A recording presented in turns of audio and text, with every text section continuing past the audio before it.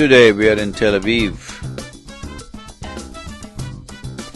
We had a smashing event with over 4,500 people participating at a very short notice. Israel is one nation which has been busy transforming desert into fertile agricultural fields.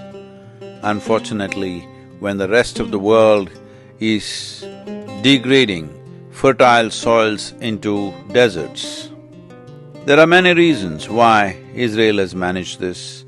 We need to understand this is a land where over 50% of the land is desert. Only 17.5% of the land is naturally arable. But this is a nation which has invested 4.3% of its GDP on research and development. Cooperation between agricultural industry, farmers, technological research and government has led to a phenomena where they have developed many aspects of agriculture into a very high precision function and have been a guidance to the world, at the same time has earned Israel much revenue for its own development.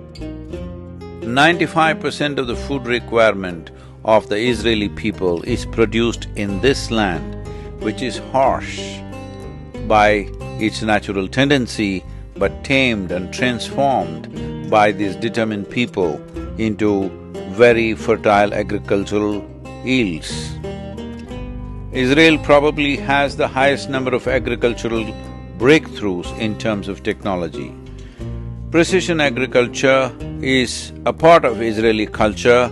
Technology developments for efficient farming are the hallmark of Israeli agricultural system, and these technologies are now reaching the rest of the world in terms of protecting the crop, in terms of protecting the harvest, and also, above all, the now famously and heavily used system of saving water in irrigation, which we today call as drip irrigation, originated from Israel, and today it's all over the world. Agricultural production has increased 16 times, 3 times more than its own population.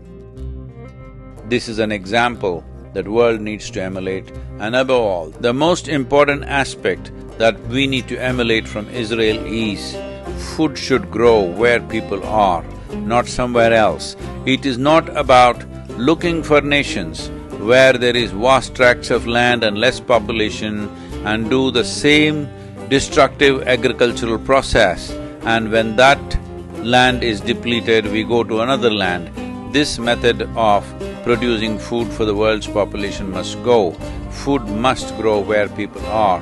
Israel has set up a phenomenal example, especially noting that it has only 17.5% of the land naturally arable.